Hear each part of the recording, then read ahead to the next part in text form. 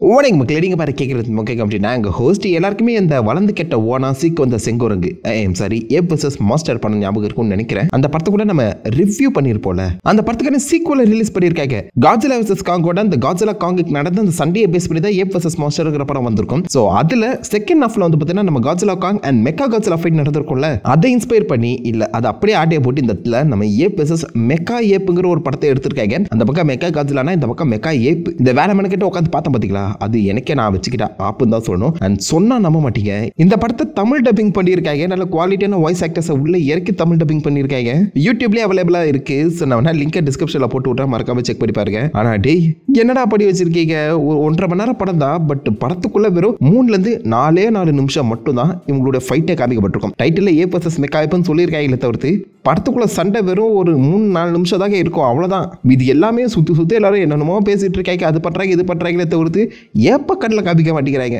So இந்த படத்தில் என்னென்ன சம்பவங்கள் செஞ்சிருக்காங்கன்னு பார்த்துருவோம். ஃபர்ஸ்ட் ஓப்பனிங் சீக்வன்ஸே நம்ம ஏப் கிட்ட தான் ஆரம்பிக்கிறாங்க. போன படத்தில் ஏப் வெர்சஸ் மாஸ்டர்ல வந்து அந்த சிக்கு வந்த குரங்கு மாதிரி இல்லாமல் இந்த ஏப் வந்து பார்த்தீங்கன்னா ஓரளவுக்கு டீசெண்டாக டிசைன் பண்ணியிருக்காங்கன்னு சொல்லலாம். கொஞ்சம் பல்க் ஆகி இருக்கு. அண்ட் கிட்டத்தட்ட இந்த பழைய கிங்காங் படம் எத்தனை பேர் ஞாபகம் இருக்கு, அந்த கிங்காங் இன்ஸ்பயர் பண்ண ஒரு கொரிலா ஃபார்ம்ல தான் பார்த்தீங்கன்னா இந்த ஏப்பை இறக்கியிருக்காங்க. ஸோ அந்த டிசைனை கண்டிப்பாக பாராட்டி ஆகணும். பட் ஸ்டில் லோ குவாலிட்டியான விஎஃப்எக்ஸ் தான். ஆன்லைனில் இந்த மான்ஸ்டரோட அந்த அசட்டை மட்டும் வாங்கி இவங்க தங்களுக்கு ஏற்ற பற்றி யூஸ் பண்ணிக்கிட்டாங்க போல. ஸோ இந்த குரங்கு அதிவேகத்தில் ஓடி வந்துட்டு இருக்கு. எங்கடா போகுது அப்படின்னு சொல்லி பார்த்தா தூரத்தில் ஏதோ ஒரு வித்தியாசமான கெமிக்கல் ஃபேக்டரி வந்து பார்த்தீங்கன்னா ரன் ஆகிட்டு இருக்கு. இந்த குரங்கு வளர்றதை பார்த்த உடனே அங்கே இருக்க ஆர்மி மெம்பர்ஸ் எல்லாருமே இந்த குரங்கு சுட ஆரம்பிக்கிறாங்க. இந்த குரங்கு உடம்புல இருக்க அந்த தோல் வந்து உறிஞ்சி கீழே விழுது. அதுக்குள்ள இருக்க அந்த எக்ஸோஸ்கெலிட்டன் பார்த்தீங்கன்னா வெளில தெரியுது. அப்பதான் நம்மளுக்கே புரிய ஆரம்பிக்குது இது சாதா ஏப் கிடையாது, மெக்கா ஏப். மெக்கா ஏப்போட டிசைன் உண்மையிலே நல்லா பண்ணியிருக்காங்க. அதையும் அவங்க தான் பண்ணாங்களா இல்லை வேற எங்கேயாவது அந்த ஆட்டையை போட்டாங்களான்னு சொல்லி சத்தியம் ஐடியால. ஆனால் அந்த மெக்கா ஏப் சுற்றி இருக்கவங்க எல்லாருமே பட்டுன்னு போட்டு தள்ளிடுது. அதுக்கப்புறம் தான் இந்த பென்டகனை காமிக்கிறாங்க. ஸோ பென்டகன் ஆப்ரஹாம் சொல்லப்படுற இந்த ஏப்பை இன்ஸ்பயர் பண்ணி ஒரு மெக்கா ஏப்பை உருவாக்கியிருக்காங்க.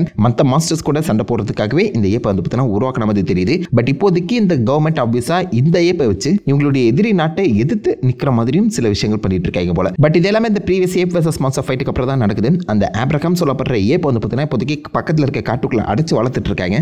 அந்த ஏப்புக்குள்ள இப்போதைக்கு ஒரு ஏலியன் டிஎன்ஏ இருக்க மாதிரியும் தெரிய வருது.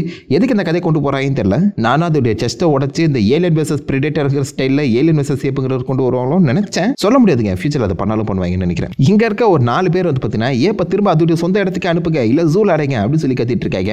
அரமெண்டலி இவனுங்களே ஜூல தானே அடைச்சு வச்சு வளர்த்துட்டு இருக்காங்க. அந்த ஏப்ப திரும்ப அதை கொண்டு போய் ஜூல அடைங்கன்னு சொல்லி கத்திட்டு இருக்காங்க. என்னத்துக்கு போராட்டம் பண்றதுன்னே தெரியாம கத்திட்டு இருக்கிறது. இந்த இடத்துல தான் ஸ்லோன்னு சொல்லப்படுற நம்ம ஹீரோயினை இன்ட்ரடியூஸ் பண்றாங்க. ஸோ அவங்க இந்த எட்லர்னு சொல்லப்படுற ஒருத்தன் ஏப்ப வந்து நோட்டை விட வந்திருக்கான். அவன் உடம்புல இருக்க இந்த ஏலியன் டிஎன்ஏ பத்தி ரிசர்ச் பண்ண வந்திருக்கான்னு சொல்லி அவங்க கூட பேச வந்திருப்பாங்க. இந்த கேப்பை வச்சு அந்த ஏரியாவோட ஜெனரல் அண்ட் செக்ரட்டரி இந்த ஏப்பை நம்ம வந்து வேற ஒரு இடத்துக்கு டிரான்ஸ்ஃபர் பண்ணியே தரணும். இங்க இருக்கிறதுல அவனுக்கு எந்த ஒரு யூஸுமே கிடையாது. அண்ட் மக்களுமே ஆப்வியஸா அதுக்கு தான் சப்போர்ட் பண்ற அந்த சமயத்தில் ஏப்போ உடனே இங்க வந்து டிஸ்சார்ஜ் பண்ணுறா அப்படின்னு சொல்லும்போது ஸ்லோன் வந்து பார்த்தீங்கன்னா அதை தடுக்க ட்ரை பண்றாங்க. இதெல்லாம் ஒரு பக்கம் போயிட்டு இருக்கும்போது ஆப்போசிட்ல வில்லன் டீம் இன்ட்ரடியூஸ் பண்றாங்க, ஒரு ரஷ்யன் டீம். ஸோ அதில் அப்பா அம்மா வந்து பார்த்தீங்கன்னா தன்னுடைய பையனை இந்த யூஎஸ் ஆர்மி போட்டு தள்ளிட்டாங்க. அந்த யூஎஸ் நான் பழி வாங்கியே தீர்வுன்னு சொல்லி இந்த மெக்கா ஏப்பை கண்ட்ரோல் எடுக்க பிளான் பண்ணிட்டு இருக்காங்க. அதுக்கேற்ற மாதிரி இவங்க செப்பரேட்டாக ஒரு மோட்டரில் தங்கி ஹேக்கரை வச்சு ரொம்பவே அசால்ட்டாக வந்து பார்த்தீங்கன்னா மெக்கா ஏப்பை கண்ட்ரோல் எடுக்கிறது மட்டும் இல்லாமல் அதை டிரான்ஸ்ஃபர் பண்ணிட்டு இருந்த அந்த ஃப்ளைட்டையுமே உடச்சு தரமட்டமாக்கிடுறாங்க. ஸோ மெக்கா ஏப் டெக்னிக்கலி இப்போதைக்கு ரஷ்யன் கண்ட்ரோலில் போயிடுச்சு. அதை பற்றி தெரியாமல் ஸ்லோன் அண்ட் அவங்களுடைய டீம் வந்து பார்த்தீங்கன்னா இந்த ஆப்ரஹாம் கூட விளையாடிட்டு இருக்க மாதிரி ஒரு சீக்வன்ஸ் அமைக்கப்பட்டிருக்கும். அதில் அந்த குரங்கை பார்க்கும்போது ஓரளவுக்கு டீசெண்டாக இருந்தாலும் அனிமேஷனை இன்னும் கொஞ்சம் பெட்டராக பண்ணியிருக்கலாம். விஎஃப்எக்ஸ்லாம் அப்படி துண்டா தெரியுது. ஏன்டா இப்படி படம் எடுக்கிறீங்கன்னு சொல்லி கேட்குற மாதிரி தான் இருக்குது. ரொம்பவே ஒரு பி கிரேட் மூவி தான். பட் பி கிரேட் மூவிலேயே பல படங்கள் குவாலிட்டியாக தான் வருது. யூடியூப் வீடியோஸ் பண்ணுறவங்க கூட இதை விட பெட்டராக பண்ணுவாங்க. ஏன்டா இப்படி பண்ணுறீங்க? கலர்ஸை வச்சு இந்த பக்கம் அந்த ஏப்பை கண்ட்ரோல் பண்ணுற மாதிரி தெரியுது. இந்த கேப்பில் தான் கடலோரத்தில் மீனவர்கள் மீன் பிடிக்க போகும்போது தெரியாதரமாக அங்கே மீன் வலையில் ஒரு தெர்மோ நியூக்ளியர் பாம் வந்து சிக்கிற மாதிரி காமிச்சிருக்காங்க. ரொம்ப 60 வருஷத்துக்கு முன்னாடி பழமையான பாமா. அந்த பாம் இப்போதைக்கு அந்த எஃப்ஐடி வந்து பார்த்தீங்கன்னா கண்ட்ரோல் எடுத்திருக்காங்க. மொத்த ஏரியாவே கத்தம் பண்ற அளவுக்கு செம பவர்ஃபுல்லான பாம், பவர்ஃபுல்லான ஈல்டு இருக்க ஒரு பாம். இந்த பாம் இந்த யூஎஸ் கவர்மெண்ட் கிட்ட இருக்க விஷயம் ரஷ்யாவுக்கு தெரிஞ்சு இது எப்படியாச்சும் வெடிக்க வச்சு தெரியணும். அதுக்கு நம்ம மெக்கா ஏப்பை யூஸ் பண்ணிக்கலாம்னு சொல்லி கண்ட்ரோல் எடுத்து அந்த மெக்கா ஏப்பை வச்சு அந்த ஊரையே அடிச்சு நாசமாக்குறாங்க. ஸோ மெக்கா ஏப்போட அந்த அனிமேஷன் வந்து ஓரளவுக்கு டீசெண்டாக தான் இருக்கு. ஆனால் மொத்தமாகவே ஒரு 3-4 நிமிஷம் மட்டும் தாங்க அந்த மெக்கா ஏப்போட ஃபைட்டே காமிச்சிருக்காங்க. அதை கூட அவங்க ஒழுங்காக காமிக்கல. நிஜமாலே நடந்த அந்த நேச்சுரல் டிசாஸ்டர்ஸ் அது சம்பந்தப்பட்ட ஃபுட்டேஜை காசு கொடுத்து வாங்கி அதை இந்த படத்தில் நிஜமாலே இந்த மெக்கா ஏப் செஞ்ச டேமேஜுங்கிற மாதிரி போர்ட்ரே பண்ணியிருக்காங்க பார்த்தீங்களா. அப்படியே துண்டா நியூஸ் கவரேஜ் ஃபுட்டேஜ்லேருந்து காட்டியே போட்டிருக்கிறது தெளிவாகவே தெரியுது. ஏதோ நம்ம கண்டுபிடிக்காத மாதிரி எவ்வளோ ஈஸியாக கை நகர்த்து கொண்டு போகிறாங்க பார்த்தீங்களா. இந்த இடத்துல இந்த மெக்கா ஏப்பை தடுத்து நிறுத்தி ஆகணும்னு சொல்லி ஹீரோயின் வந்து பார்த்தீங்கன்னா அந்த மெக்கா ஏப்பை தொடர்ந்து போகிறது மட்டும் இல்லாமல் பயங்கரமான ஒரு மூவ் பண்ணுவாங்க. அதாவது அந்த மெக்கா ஏப் இப்போதைக்கு ஊருக்குள்ளே போகுதுச்சு, அந்த மெக்கா ஏப்புக்குள்ளே போய் அதை நான் சரி பண்ணிடுறேன் அப்படின்னு சொல்லி இந்த இடத்துல பார்த்தீங்கன்னா லைக் லிட்டலாக ஒரு பில்டிங்கில் இருந்து மெக்கா ஏப் மேலே தாவர மாதிரி ஒரு சீக்வன்ஸ் எழுதியிருக்காங்க. அது கூட பரவாயில்லைங்க. ஐ மீன் இந்த மாதிரி பல பழக்கில் நீங்கள் பார்த்துருப்பீங்க. ஆனால் தாவி மெக்கா ஏப்புக்குள்ளே போய் ஃப்ளோர் பை ஃப்ளோராக அவங்க ஹேண்டில் பண்ணிட்டு இருக்காங்க. ஐ மீன் மெக்கா ஏப்புக்குள்ளேயே வந்து பார்த்தீங்கன்னா 3 மாடி கட்டிடம் இருக்கு போல. இங்கே பாருங்க அப்படியே ஏறி பிடிச்சி இந்த ஃப்ளோர் பை ஃப்ளோராக வந்து ஏறிட்டு இருக்காங்க. டேய் அது ரோபோட்டா இல்லை வேற ஏதாவதாடா? இதுக்கு முன்னாடி நீங்கள் இந்த பசிபிக் ரிம் படம் பார்த்துருப்பீங்களா, அந்த ஏகஸ்ன்னு சொல்லி காமிச்சிருப்பாங்க. அந்த ஏகஸையே ஆக்சுவலாக அந்த ஹெல்மெட்டில் நின்று ஒரு குறுகிய இடத்துல தான் கண்ட்ரோல் பண்ணுற மாதிரியே காமிக்கப்பட்டிருக்கோம். ஆனால் நம்ம தலைவி இந்த இடத்துல பாருங்களேன், அந்த மெக்கா ஏப்புக்குள்ளே இறங்கி ஃப்ளோர் பை ஃப்ளோராக ஓடிக்கிட்டு இருக்காங்க.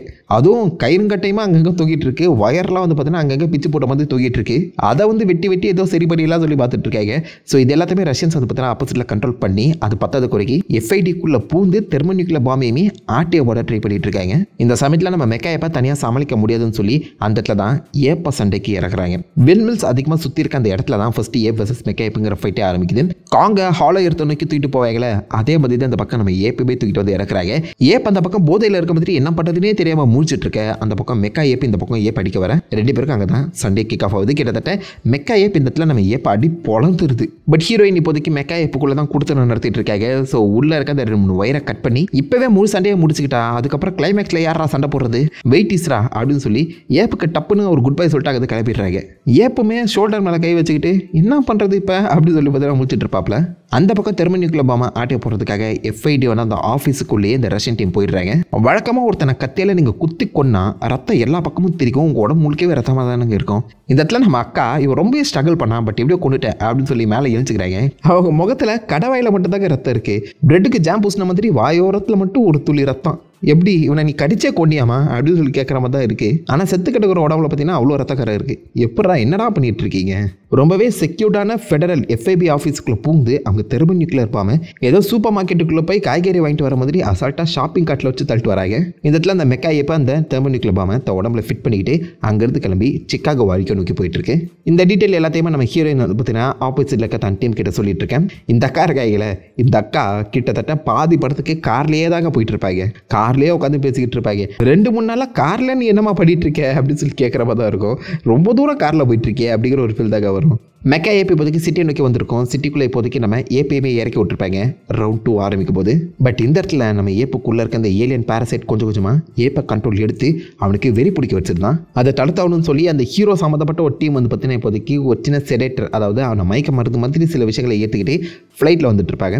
அந்த கேப்பில் இப்போதைக்கு ஏப் வந்து பார்த்தீங்கன்னா மெக்கா ஏப்பை அடி பொழக்க ஆரம்பிக்கும். சண்டை செய்கிறது, அதாவது அடிக்கிற ஷாட்டுன்னு சொல்லி பெருசாக ஒட்டித்தே காமிக்கப்பட்டாங்க. இந்த ட்ரெயினை தூக்கி அடிக்கிற மாதிரி ஒரே ஒரு ஷாட் தான் அமைக்கப்பட்டிருக்கும்.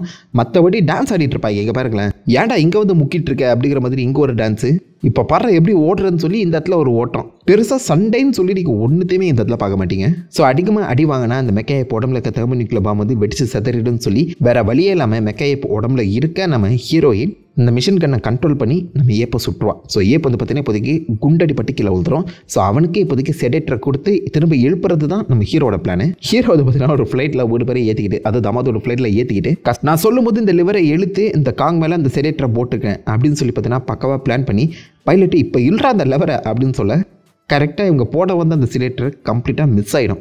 இதுக்காக விட கஷ்டப்பட்டு 3 பேரை ஃப்ளைட்டில் ஏற்றி கொண்டு வந்த அப்படின்ற மாதிரி தாதாக இருக்கும். பட் ஏலியன் பேரசைட் இப்போதைக்கு நம்ம காங் உடம்பை, அதாவது ஏப்போட உடம்பை சரி பண்ண ஹீல் பண்ண அந்த ஏப் இப்போதைக்கு நார்மல் ஃபார்முக்கு வந்து திரும்பவும் வெறி கொண்டு மெக்கா ஏப்பை அடி பொழக்க அந்த கேப்பில் வந்து பார்த்திங்கன்னா நம்ம ஹீரோயின் எப்படி அந்த மெக்கா ஏப் உடம்புலேருந்து வெளில வந்துடுறான். அந்த பக்கம் ஏப் வந்து மெக்கா ஏப்பை தூக்கி போட்டு பந்தாடிட்டு இருக்கும். கொஞ்சம் கொஞ்சமாக அந்த நியூக்ளியர் பாம்பு வந்து பார்த்தீங்கன்னா இந்த கிரிட்டிக்கல் ஸ்டேஜ் வந்து ரீச் பண்ணோம். வெடிக்க போது அப்படின்னு நீங்கள் நினைப்பீங்க. அங்கே தான் வச்சு அங்கே ட்விஸ்ட்டு எல்லாத்தையுமே கரெக்டாக சொல்லிட்டோம். ஒரே ஒரு முக்கியமான பாயிண்ட்டை மட்டும் நான் காஜிலா வர்சஸ் காங்லேருந்து ஆட்டே போடாமல் விட்டோமே, ஹாலோ எடுத்து அதை பச்சை அப்படியே காப்பி அடிக்க முடியாது. அதனால் விக்ராம் பர்ரா ட்விஸ்ட்டுன்னு சொல்லி இந்த சிக்காகோவில் ஒரு பெரிய பில்டிங் கட்டுறதுக்கு மிகப்பெரிய ஓட்டை போட்டிருக்காங்களாம். அந்த ஓட்டையில் கொண்டு போய் இந்த நியூக்ளியர் பாம்பு போடணுமா. ஆல்மோஸ்ட் லைக் ஒரு 100 மீட்டருக்கு ஓட்டை போட்டிருக்காங்களாம். அந்த ஓட்டைக்குள்ளே கரெக்டாக நம்ம ஏப் வந்து மெக்கா ஏப்பை கொண்டு வந்து அப்படியே தூக்கி உள்ளே போட அந்த நியூக்ளியர் பாம், அதாவது செம்ம பவர்ஃபுல்லான அந்த நியூக்ளியர் பாம் வெடிச்சு செதறிது. அதனால் அந்த சிகாகோவுக்கு எந்த ஒரு ஆபத்துமே வரலையாம். ஏன்டா நீங்கள் அந்த ஓட்டைக்குள்ளே போட்டிருக்கீங்கடா நியூக்ளியர் பாமை, அந்த இடமே மிகப்பெரிய பூகம்பம் வந்து மொத்தமாக நாசமாகி இருக்கணும். அவ்வளோ எனர்ஜி வெளில வந்துருக்கணும். எனர்ஜி வெளில வந்து நீங்கள் சாவலனா கூட பரவாயில்ல, அவ்வளோ ரேடியேஷன் வெளில வந்துருக்குல்ல, அந்த ரேடியேஷன் கூட வர சுற்றி இருக்கவங்க யாருமே ஒன்றும் பண்ணாது. அது சரி, படமே பேட்ச் ஒர்க் தான், இது மட்டுமா உங்களுக்கு தப்பாக தெரியுது, நீங்கள் கேட்குறதுன்னு புரியுது. பட் இடத்துல நம்ம ஏப் வந்து பார்த்தீங்கன்னா வெற்றி குறியீடு போட அந்த இடத்துல சுற்றி இருக்கவங்க எல்லாருமே ஏப் தான் நம்மளை காப்பாற்றிருக்கு, ஏப்புக்கு ஒரு சொந்த ஊர் கொடுக்கணும் அப்படின்னு சொல்லி செப்பரேட்டான ஒரு தீவையே இந்த பக்கம் நம்ம ஏப்புக்காக ஒதுக்கி தட்டுறாங்க. மோர் லைக் ஸ்கல் ஐலைன் மாதிரி. அந்த தீவில் இப்போதைக்கு நம்ம ஏப் அது ராஜா மாதிரி வாழ்ந்துட்டு இருக்கேன். ஏப் ஓடுறத பாருங்களேன் இந்த இடத்துல, என்னால் அது மூன் வாக் பண்ணிட்டு இருக்கு அப்படின்னு தோணுதுல. ஏப்பை மூன் வாக் பண்ண வச்சிருக்காங்க. ஓவராலாக பார்க்கும்போது படம் வந்து ப்ரீவியஸ் ஏப் vs மான்ஸ்டரோட கம்பேர் பண்ணும்போது ஓரளவுக்கு டீசெண்டாகவே ரைட்டிங் பண்ணியிருக்காங்க. அண்ட் விஎஃப்எக்ஸும் டீசெண்டாக தான் இருக்குது. மெக்காயை போட்ட அந்த டிசைன் நல்லா இருக்குது. பார்க்க லைட்டாக டிரான்ஸ்ஃபார்மர்ஸ் ரைஸ் ஆஃப் பீஸ்ட்டில் வர நம்ம ஆப்டிமஸ் பிரைமல் வந்து இருக்கல. வெயிட் பண்ணுங்க, ஏங்க இவங்க அந்த ரைஸ் ஆஃப் பீஸ் படத்தையுமே சும்மா விடலங்க, அதையுமே ஆட்டியை போட்டு வச்சுருக்காங்க. இங்கே பாருங்களேன், இன்னும் எத்தனைடா இருக்குது, எத்தனை படத்தில் ஆட்டியை போட்டு வச்சுருக்கீங்க. தோண்ட புதையல் மாதிரி வந்துக்கிட்டே இருக்குது.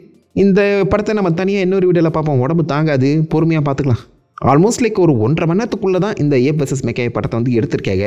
ஆனால் செம்ம போரிங்காக இருக்கும். கண்டிப்பாக படம் பார்த்து முடியத்துக்குள்ளேயே 2-3 தடவை நீங்கள் தூங்கிடுவீங்க. ஆனால் ஏப் vs மான்ஸ்டருக்கு இது பரவாயில்ல அப்படின்னு சொல்லலாம். ஸோ படம் பார்த்தவங்க நீங்கள் என்ன நினைக்கிறீங்கன்னு மறக்காம கீழே கமெண்ட் பண்ணி லைக் பண்ணி தட்டி விடுங்க. நான் உங்களை நல்ல ஒரு அவசரமான வீடியோ மீட் பண்ணிட்டு வந்திருக்கோம்.